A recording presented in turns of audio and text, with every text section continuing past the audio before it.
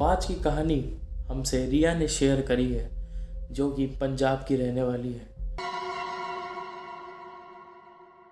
रिया के साथ उनके पापा, मम्मी और एक छोटी बहन रहती थी और कुछ ही दूर में उनके मामा मामी भी रहते थे। लेकिन मामा मामी से रिश्ते उनके इतने अच्छे नहीं थे, क्योंकि कहीं ना कहीं मामा मामी उनकी तरक्की से जलते थे। कहीं ना कहीं वो अपनी इतनी विशेष पूरी नहीं कर पाए जितने रिया के घर वालों ने करे थे। तो कहीं ना कहीं एक जेलसी थी उनके मन में।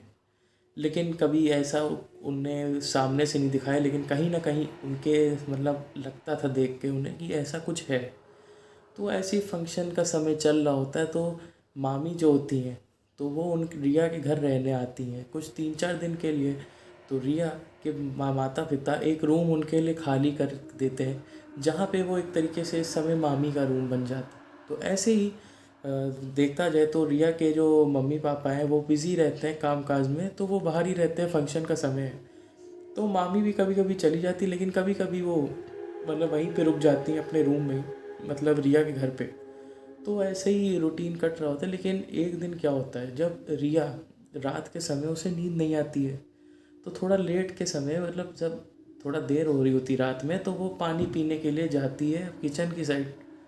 तो जब वो किचन की साइड जा रही होती है, तो वो देखती है कि जो उनकी मामी है, उनके जो बाल हैं वो पूरे तरीके से आगे की तरफ हैं, और कहीं ना कहीं एक बहुत अजीब सा लग रहा था वो देखकर। और उनके जो हाथ थे, उनके जो दोनों हाथ थे, वो बहुत ही गंदी तरीके से उनने ऊपर उठा के रखे हुए थे और कुछ मंत्र फूक रही थी। और साथ ही में रिया की जो एक डॉल थी, जो रिया को बहुत ज़्यादा पसंद थी और उसके बहुत करीब थी, उन्हें उसे वो अपने एक हाथ में, राइट वाले हाथ में पकड़ के कुछ मंत्र फूक रही थी। तो रिया ये चीज़ देख के बहुत ही ज़्यादा डर जाती है और कहीं ना कहीं सोचती कि ऐसा क्यों। लेकिन जब वो ये बात सोच ही रही होती है, तभी उसकी मामी उसे देख लेती है और वो एकदम मतलब बहुत क्रीपी तरीके से उसको देखती है। और वो छोटी, मतलब उस समय उतना एज नहीं होती है, तो वो डर के मारे तुरंत अपने बेड पे जाती है और लेट जाती है बिना कुछ बोले, और तुरंत मतलब सो जाती है एकदम से। और अगले दिन जब वो उठती है, तो उसको अपना सॉफ्ट टॉय चाहिए। अरे वो मतलब बचपना था उसमें, तो उसको कोई फ़र्क नहीं पड़ता कि उसकी मामी क्या कर रही थी या किस हाल में थी, उसे अपना सॉफ्ट टॉय चाहिए था। और बस वो निकल जाती है अपने सॉफ्ट टॉय की तरफ, और जैसे ही वो जाने लगती है, तो वो मामी पास जाती, कहती है, मामी मेरा वो जो खिलौना था वो दे दीजिए। मुझे वो खेलना, वो मेरा बहुत फेवरेट था, मुझे वो खिलौना दे दीजिए। बाकी अब रात में क्या ऐसा कर रही थी। वो जो रिया होती है वो मजाक मजाक में बोलती है, एकदम मजाक में लाइटली लेती है कि कुछ कर रही होंगी। वो अपना, उसको सिर्फ मेन उसका टारगेट था, उसे खिलौना चाहिए। तो मामी कहती है, यार तुम क्या सपना वपना देख रही हो क्या, मैं तो कुछ नहीं कर रही थी कल, तुमने क्या देखा मुझे कुछ नहीं पता, चलो जाओ यहाँ से। वो हड़का देती है, चिल्ला देती है कि जाओ यहाँ से, मेरे पास तुम्हारा कोई खिलौना नहीं है, जाओ। तो रिया ये बात सुनती है और वाप जब अपने रूम में जाती, तो वो कहीं ना कहीं सोच रही होती कि ये मैंने देखा तो है, वो मेरा सपना तो नहीं था, ये मेरा वहम नहीं था। तो वो सोचती कि मैं चुपके से जाऊंगी मामी के कमरे में और लेके आऊँगी। तो जैसे उस समय फंक्शन था, आप जैसे जानते ही, तो फंक्शन वंक्शन के समय वो लोग जा रहे होते हैं। तो उसकी मम्मी और मामा, मम्मी मतलब उसकी मामी और रिया की मम्मी और पापा, ये सब चले जाते हैं। तो इस समय कोई होता तो है नहीं। तो जो रिया होती वो सोचती बहुत बढ़िया समय है, मैं इस समय जाके अपनी खिलौना ले लेती हूँ जाके। तो जब वो जा रही होती, तो जब उस मामी के रूम में जाती है, तो उसमें ड्रॉले खोल के चेक कर रही होती, तो मामा मामी की बहुत फ़ोटोज़ दिखती हैं। तो वो उसको देखने लगती, कहीं ना देखने लगती है कि कब की क्या है, कैसी है, बहुत अच्छी की चीज़ थी। तो देखते देखते उसका तीसरी डॉल जो होती है, उसमें उसकी वो डॉल भी, मतलब खिलौना भी पड़ा होता है। तो जब वो खिलौना देखती है, तो वो देखती है कि उसका जो खिलौना है, तो उसका इतना ध्यान उस समय जाता नहीं, वो कहती उठा लूँगी बाद में।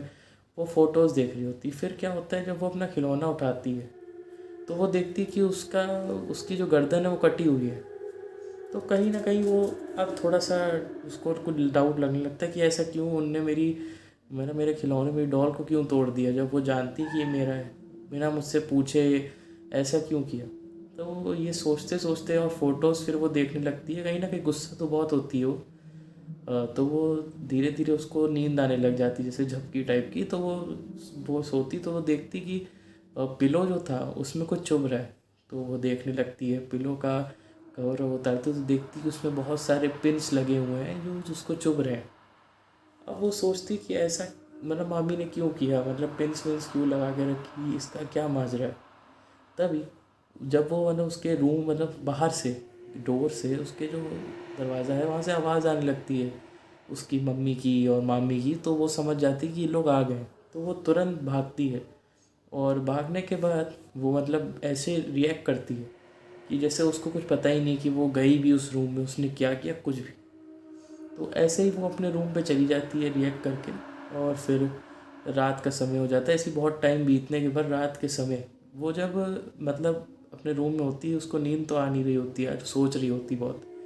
तो वो सुनती कि कहीं से आवाज़ आ रही है। तो बगल ही में उसकी मामी का रूम है। तो वो देखती कि जो उसकी मामी है वो अपनी मम्मी से मतलब बुराई कर रही है, जो मामा है उनकी नानी से। मतलब जो मामा की मम्मी है उनके बारे में, सासू माँ के लिए वो बहुत बुराई कर रही है कि वो मुझे दूर करना चाहती है। मतलब वो अपने मामा जो है उनके, उनसे दूर करना चाहती सासू माँ। ठीक, तो इसीलिए बहुत उल्टी सीधी बातें हो रही होती हैं, सो सब बता रही होती हैं, मतलब अपनी मम्मी को शेयर कर रही होती मामी। तो जो रिया है वो इन सब बातों पे मतलब ज़्यादा ध्यान नहीं देती, बात ज़रूर सुन रही होती है वो कि वो जो मामी है वो नानी के बारे में कितनी बुराई कर रही है, लेकिन बस वो सुनती है और उतना ध्यान नहीं देती, वो लेट जाती जाके अपना। लेकिन जब फंक्शन का टाइम चल रहा होता है सुबह के समय, तो सब काम वाम कर रहे होते हैं, तो वो अपनी मम्मी, जो उनकी मम्मी होती है बाहर होती, तो रिया को कुछ सामान मंगवाना होता है। तो वो देखती कि उसकी मामी का फ़ोन रखा हुआ है और ऑन भी है, क्योंकि वो जो मामी थी उसकी तो वो कुछ काम वाम कर रही होंगी, तो फ़ोन ऐसे ही छोड़ के वो चली गई थी। तो जब वो मम्मी को कॉल मिलने लगती, नंबर डायल करने लगती है, तभी एक व्हाट्सएप पे नोटिफिकेशन आता है जो रिया को देख के एकदम चौंक जाती। क्यों? क्योंकि व्हाट्सएप पे उसकी मतलब जो मामी की मम्मी है उनका मैसेज आता है कि जो जो सामान की ज़रूरत थी रिचुअल्स करने के लिए, वो सारा सामान मैं तुम्हें अरेंज कर दे रही हूँ, वो सारा सामान मैं अरेंज कर दूँगी, लेकिन संभाल के काम करना, कहीं तुम पकड़ी मत जाना। तो जो रिया होती वो मतलब समझ नहीं पाती, वो कहीं ना कहीं बहुत चौंक जाती, डर भी जाती कि क्या कर रही है मामी। वैसे ही जो मामी होती हैं वो देख लेती हैं, वो तुरंत चली आती, फ़ोन छीन लेती, पूछती क्या कर रही हो यहाँ पे। तो रिया डर जाती, तो मतलब जल्दी जल्दी में कह देती कि मुझे अपनी मम्मी से बात करनी थी, सामान वामान मंगवाना था, इसलिए कॉल मिलाने के लिए। तो जो मामी है वो फ़ोन मिला के दे देती कि लो तुम बात कर लो। जब वो बात करती है ऐसी मतलब सारी बात बताते हैं ना, मम्मी से बोलती कि सामान ले आना, ये ले आना, वो ले आना, और मामी को फ़ोन दे देती है। तो ऐसे ही हो जाता है। तो रिया अब जान तो सब चुकी है कि मामी क्या षड्यंत्र रच रही, लेकिन वो कैसे बताए क्या करे ये नहीं पता। और ऐसे ही एक दिन और बीत जाता है। लेकिन जब एक दिन बीत जाता है तो जो उसकी नानी होती हैं, जो वहाँ पे होती हैं, नानी की जो तबीयत होती है बहुत सीरियस हो जाती है और तुरंत उन्हें हॉस्पिटल ले जाया जाता है। जब उनकी टेस्टिंग और जांच वाच होती तो पता ये चलता है कि उन्हें कैंसर है, वो भी लास्ट स्टेज का।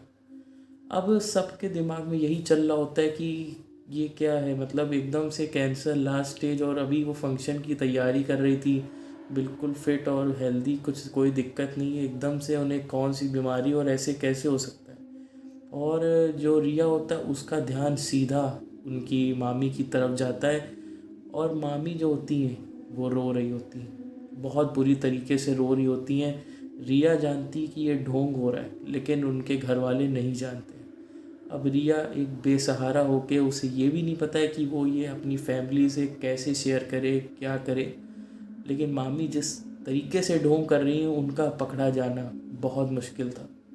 और ऐसे ही वो रो रही होती, सबके पास जा जा के रो रही होती हैं, गुण गा रही होती कि बहुत अच्छी थी, ये करती थी, मतलब तारीफ़ करना जो सभी करते हैं। और ऐसे ही जो उनकी नानी है उनकी डेथ हो जाती है। अब डेथ के बाद जो रिया होती है वो सब जानती है कि उसकी मामी के चक्कर में ही नानी की डेथ हुई है, लेकिन अब वो यही सोच रही होती कि वो कैसे बताएगी। लेकिन वो एक चीज़ और ध्यान में देती कि उनके जो मामा है उनका जो वेट है वो बहुत कम होता जा रहा है, और कहीं ना कहीं उनके जो बाल है वो झड़ते जा रहे हैं। तो कहीं ना कहीं जो रिया होती है उसे थोड़ा डर लगता है कि कहीं ऐसा तो नहीं है कि मामी ने उन पे भी जादू किया हुआ है और उनके साथ भी कुछ बुरा होने वाला है। अब जो रिया होती है उन्हें कहीं ना कहीं रिया को चिंता होने लगती है अपने मामा की, और अब वो ये सोचती है कि अब आगे किसी के साथ बुरा ना हो।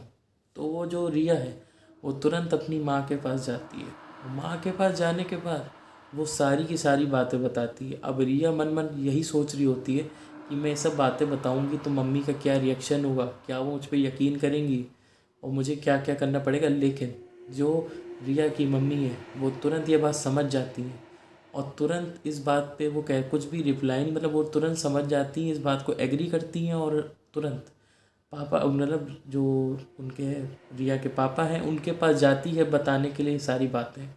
तो रिया के पापा जो हैं वो इन सब बात पे अभी तुरंत वाला यकीन नहीं करते हैं। वो पूछते हैं कि क्या सबूत है, क्या चीज़ है, और वो छोटी बच्ची है उसने कहीं से कुछ सीखा हो ऐसा।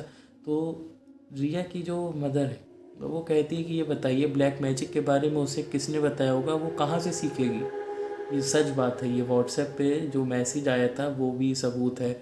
उसकी जो टेडी बियर था वो भी फटा हुआ था पूरी तरीके से, उसकी मुंडी कटी हुई थी, जो तकियां हैं उस पर भी मतलब चुभने वाली वो चीज़ थी। तो ये सब ब्लैक मैजिक के ही वो है। तो हमें जल्द से जल्द किसी बाबा या हजरत को बुलवाना पड़ेगा, चेक करवाना पड़ेगा कि यहाँ ब्लैक मैजिक है तो नहीं। तो वैसा ही हुआ, अगले दिन ही हजरत आते हैं। तो वो जब चेकिंग करते हैं तो उसमें ये वो बताते हैं कि हाँ यहाँ पे बहुत भयंकर ब्लैक मैजिक है। ये ब्लैक मैजिक है, इसके चक्कर में नानी की डेथ हुई, उनकी तबीयत बहुत जल्दी बिगड़ी और उनकी जल्दी से डेथ हुई। और जो मामा है उन पे भी ब्लैक मैजिक है। अब जब ये बात पता चलती है तो रिया के पापा मम्मी सब ये बात वो मामा को बताते हैं। तो मामा अजीब तरीके से रिएक्ट करते हैं, मतलब जैसे उन्हें कुछ फ़र्क ही ना पड़ रहा हो, जैसे उन्हें कोई आइडिया ही ना हो इन सब चीज़ों का कि उनके साथ क्या हो रहा है। तभी जो हजरत हैं वो कुछ मंत्र फूकते हैं और कोई धागा बांधते हैं। वैसे ही जो मामा होते हैं वो एकदम से उनको रियलाइज़ होता है कि जैसे वो इतने दिन से वो थे ही नहीं। और कहीं ना कहीं जो उनके मतलब मामा हैं वो यही कहते हैं कि मैं तो इसको जानता ही नहीं हूँ, ये है कौन, मतलब मैं इससे चाहता ही नहीं था, मैंने इससे शादी कब की। तो मतलब इतना खतरनाक ब्लैक मैजिक उनकी मामी ने किया था जो 5 साल की शादी में उस बंदे को यही नहीं पता था कि वो क्या कर रहा था। मतलब उसके एक्शंस, उसके इमोशन, वो क्या करता था, क्या कर रहा था, उसे कुछ नहीं याद है 5 साल का। इतना खतरनाक ब्लैक मैजिक उनकी मामी ने किया। कहीं ना कहीं जो मामी थी वो मामा को चाहती थी लेकिन मामा चाहते नहीं थे। वो सारा ब्लैक मैजिक था कि जो मामा और उनकी लव स्टोरी और शादी वादी वाला सीन वो सब एक बनावटी था, सब ब्लैक मैजिक था। तो आप सोच सकते हैं कि जो ब्लैक मैजिक है वो कितना ज़्यादा मतलब रिस्की है, मतलब आपको वश में कर लेता है एक इंसान को पूरी तरीके से, सारे एक्शंस को, हर चीज़ को। तो हजरत जो थे उनने सब चेक वेक करके सब हटा के, और जो मामा थे जब उनको धागा वागा बांधा गया तो वो वापस से नॉर्मल हो गए। असल में जो मामा थे उनका जो नेचर था वो शादी के बाद से बदला था। वो मतलब बिल्कुल रूड हो गए थे, बिल्कुल बोलना चालना नहीं, गुस्साना, और ये उनका नेचर हो गया था। लेकिन पहले जो उनका रिया के साथ बर्ताव था और पूरी फैमिली के साथ बर्ताव था वो बिल्कुल डिफरेंट था। वो बहुत ही अच्छे किस्म के थे, बहुत मजाकिया थे, बहुत केयरिंग थे, सबसे बातचीत करते थे और फैमिली के साथ रहने वाले आदमी थे। लेकिन शादी के बाद ऐसा कुछ नहीं था। तो जब मतलब धागा उन्हें बांधा गया तो वो बिल्कुल नॉर्मल से हो गए थे, मतलब थोड़ा सा उनमें फ़र्क दिख रहा था। वो अब अच्छे से बातचीत कर रहे थे, लग रहा था कि हाँ उन पे कोई मैजिक इस समय नहीं है। और तुरंत ही मामा ने गुस्से में मतलब उन्हें डिवोर्स दिया। और डिवोर्स दिया और मामी का तो ये हाल था कि पूरा परिवार और पूरा मतलब बाहर के अड़ोस पड़ोस जब से बातें निकली तो ये हुआ कि उनको मारना ही ठीक है। तो पूरी जो कॉलोनी होती है वो एकदम पागल हो जाती है उनको मारने के लिए। जैसे भी बच बचा के रिया की मामी जो है वो यहाँ से भाग जाती हैं और फिर कभी वापस नहीं आती है। मामा कुछ समय बाद सेकंड मैरिज कर लेते हैं। अब वो रजामंदी और एक म्यूचुअल अंडरस्टैंडिंग के साथ ये मैरिज करते हैं और बिल्कुल होश आवाज़ में पहले जैसे ही सबसे बातचीत करते हैं और बिल्कुल जैसे वो पहले थे नॉर्मल वैसे होते हैं। और अब रिया भी कहीं ना कहीं खुश है कि उनके मामा वापस हैं, लेकिन एक रिग्रेट कि वो अपनी नानी की लाइफ सेव कर सकती थी अगर थोड़ा पहले वो ये जाके इन्फॉर्मेशन देती। लेकिन मतलब जो भी हुआ आखिरी में सब सही हुआ। लेकिन हमें इससे ये पता चलता है कि ब्लैक मैजिक एक बहुत ही ज़्यादा ताकतवर चीज़ है जो हम लोगों को वश में कर सकती है, मतलब क्या कुछ नहीं कर सकती। तो ऐसी इंटरेस्टिंग स्टोरीज़ के लिए अभी मेरे चैनल को सब्सक्राइब करो और ज़्यादा से ज़्यादा लोगों को शेयर करो।